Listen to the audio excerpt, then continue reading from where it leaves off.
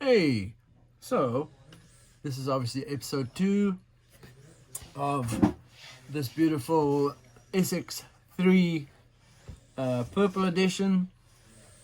Last video we did the slide rack, and now we're off to the diff. Yes, it's an open diff. When you get it, you can throw fluid in there. It'll have some kind of a resistance to it, but it's never going to be perfectly locked. So Mr. Hot Glue Gun here, my favorite friend. I usually pour this in here like that. I'll put in quite a bit so it will seep down, and then you can wiggle it around a little bit so that it will go in the gears. And don't worry, if you've locked it, you can still unlock this. This hot glue stuff, it's great as a solid, but it doesn't really stick that good. But here we go. We'll throw this dude on here, make sure it goes into the right spots. There's not a perfect location for it. I don't really care to locate it perfect. Yes, there's a dot here and here, but it really doesn't matter. Anyway, I'll obviously screw it back together. While I'm at it, I'll unplug this bad boy before it burns my arm, and it won't be fun. So I'll just throw it on the floor. Typical. Everything's on the floor here. Another 1.5 driver. And be careful you don't go too deep with this. There you go. If it has resistance on your hand, then that means it's tight enough, right? Same with this one. Yep, tight enough. I'll place these guys here. Put this guy here. Kind of hold the one so it doesn't fall out, and then obviously try and, yep, maybe just do one at a time, Afro. Anyway, I'll straighten that out. Spins in my hand, it's good to go. One more.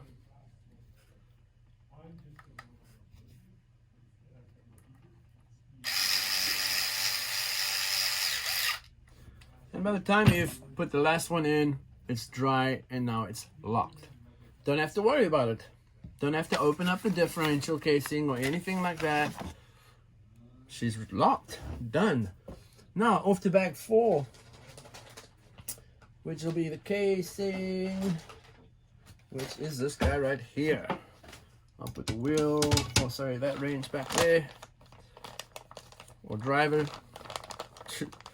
range, driver, spanner if you're from South Africa, or a lot of other European countries, call it spanners. So obviously in bag 4 you have the casing. All your gearing would sit in here. I'll pop that off the tree and open another bag. I'll move the slide rack and the diff out of the way because we obviously have a couple of things coming out. These guys are your idler gear and your input shaft, which has had the gear on it too, obviously. And your 2 shafts with the idler gears will be sitting on bearings on top of them or on them. Throw that bag out of the way. Your spur and your spur gear holder would be in this bag. Nice anodized purple, right? Your YD-2 spur gear would pop right on it. And you would put 4 button heads in these holes. On the back end, there's a pin. This pin would be part of this guy. It will go through here. This guy would go on here. And you have a set screw right here somewhere. And that obviously goes on these flat parts of the input shaft. There's the hardware for that. The 4 little button heads. And the pin and the set screw. Now I do advise you do use thread lock on these 4-5 guys, definitely important. This guy spins at high speeds, and yes, it does shoot off. I've seen people blow them up. I mean, like, really blow them up. Good friend of mine blew his up. It snapped. Somehow it snapped off here, and this piece hit the roof. Very scary. He didn't get hurt, luckily, and nobody got hurt, but imagine that thing hits your eye. It would be not a cool day. It would suck. No doubt about it. So I'm just splitting up. Some of the button heads are the same length. And then you have your 6 taper heads. You have your little pinning gear that we don't run because it's too small. So in bag 4, obviously, we have the spur. This is your motor plate. Your motor will connect to this side of it. And your spur gear will be coming through this. This will be bolted onto your gear casing, and these 4 holes will line up, and you can adjust the height of your motor, so you can have it all the way up or just all the way down. I just usually run it pretty close to factory or neutral because that works best. I don't really mess with that. Anyway, so a bag of bearings. I'll pop that open and throw these bearings out because we'll need that. And then this poor little pinion. We don't run this pinion because it's too small. It makes your motor rev 1,000,000 miles per hour and your car only move a certain amount of speed. It's not enough. So this guy, I believe, is a 20 or a 22. Too small. Added to my collection of 2 small ones. And then 2 button heads with washers to mount your motor to the motor plate. That's what that guy is. So, I have to move some stuff out of the way here. Yeah, so I'm going to throw this together real quick. Should be pretty fast. 1 bearing here. And then I drop the bearing, of course. Yeah, the usual deal. Throw that in the casing. And then I'll put the 2 shafts in here, which has 2 bearings on it. Right? And that is for these 2 Dillerin idler pulleys. I'll throw that on there. Make sure they're nice and level and flat with one another. All of them needs to be exactly the same. And then your diff has the big bearings on it. So it'll slide over the drive mouth or cup or whatever you want to call it. You push this bearing, make sure it's all the way flat and seated. That bad boy will go in there. So there you go. If I turn the input shaft, it'll spin all of them. Pretty sick. Really smooth. And then obviously the bearings that's left in this bag will go on the other side. We'll put them all the way in here. Right. There you go. Boom. And there is the other side of the casing. And your diff. And all those guys. And there you go. Click. She's shut. Now obviously there's hardware that goes on this, but there you go, guys. It's what that'll look like. Here's the motor plate. That'll go on there. Right. And then the spur will go on there. Like that. And then obviously your motor will be spinning this guy, which in turn, if it's spinning the big spur here, it'll spin your diff like that.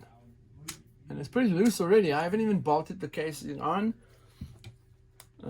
which that's what we're obviously going to do right now is, you know, put all the hardware in it. I'm just cutting any sprue markings and stuff off because I don't like it. I like it to be neat. So, keep on pinching my hair. We are on page 8 here, and this is obviously the space or the spot where we now throw in the screws and the spur gear and in. So, we need a whole bunch of button heads on this sucker.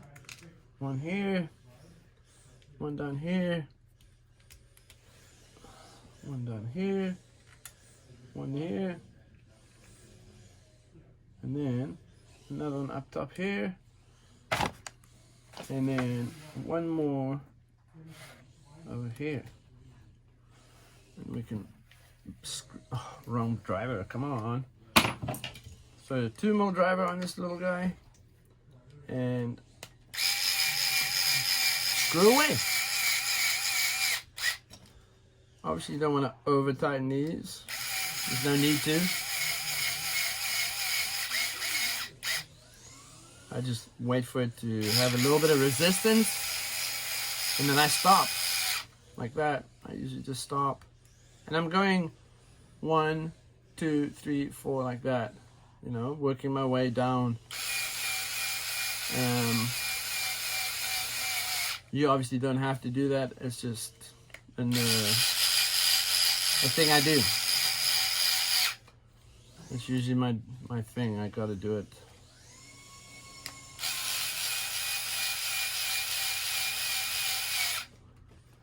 So now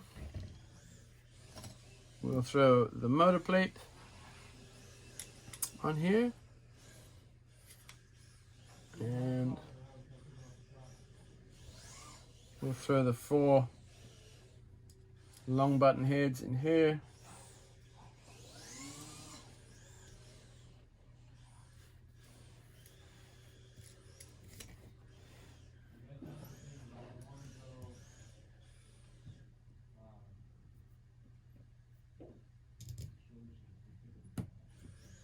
All right, so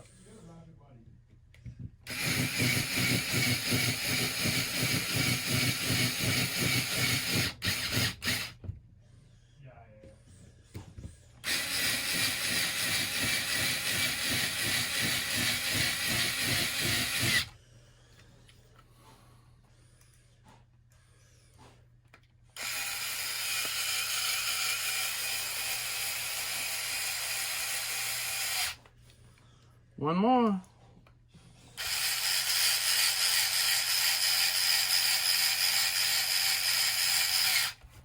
So there you go. I obviously have the plate all the way clocked so that it can't go further down like that. Then we'll throw the spur on. So on this input shaft, it has a little hole for a pin to go into, and it's really not an easy thing to do, but it's not ridiculous. So there's the pin. Obviously you want to make it sit exactly in the middle. You will take your spur and slide it over it. Yep, it's in place. And then you have a set screw that you need to put in here. So there's a set screw. I'll use my hand driver for it. Put some thread locker on it.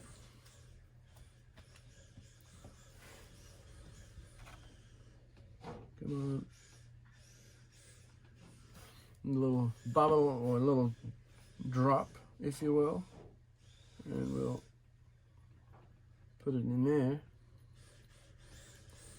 And now, obviously you want to make sure it's on the flat spot, and then tighten it. Don't over tighten it, but tighten it real good. And there we go. Then we can tighten these button heads that's holding the spur to the spur. Wow, be careful it doesn't hurt your hands though.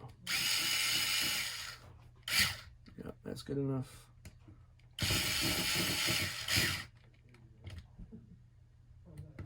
Last one. And then I'll take my 2 more hand driver and just snug them all. That one, that one. Oh, come on. That one is good. And that one's good. So there you go, guys. Boom. Beautiful. Now, this obviously will go with the motor. You need a motor. Mr. Don has a very, very sexy motor. It's the Type R DX1 titanium rotor shaft. So, very strong. Just better. Very nice. And very, very ventilated motor. It's insane. But that's it right there.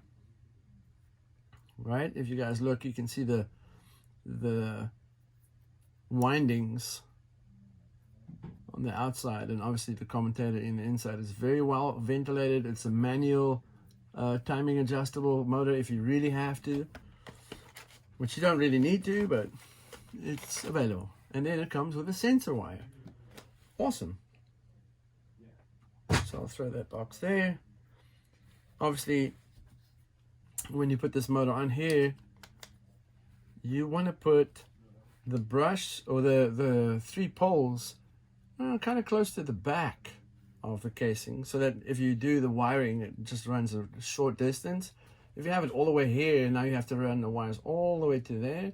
I usually go like this, line up the holes. Obviously I got to take the button heads out of here.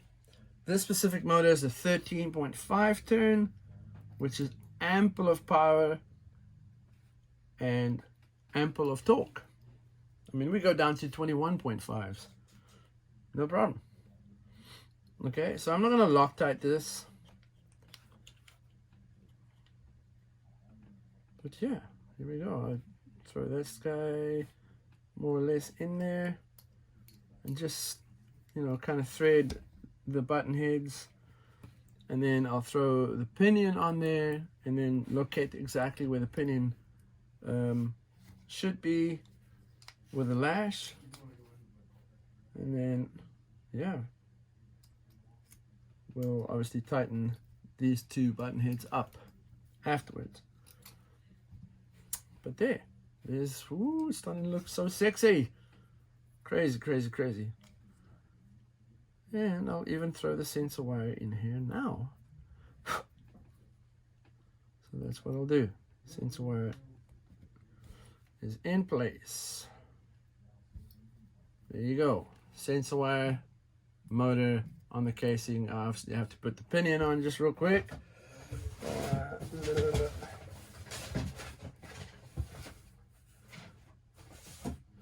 Well, we can do the pinion later. Oh. And this bad boy gets a fan. So this guy here comes with this kit. Unfortunately, it's not purple. It should be, but they don't send it to you in purple for some reason. Who knows why. And obviously, we'll put that on here, because we are putting a fan on Mr. Don's car. Is that going to be... No, perfect. Yep. So that's what this guy is. We'll have the fan sitting right on top of this. I'm going to make sure that's really nice and tight. So yeah, his fan would sit right here. And just under his fan would be his top deck that goes from here to the front. This guy would be located like this. The rear shock tower would sit on here. This will be screwed to his chassis, which is probably the next thing. No, not the next thing. Now we're off to the gyro.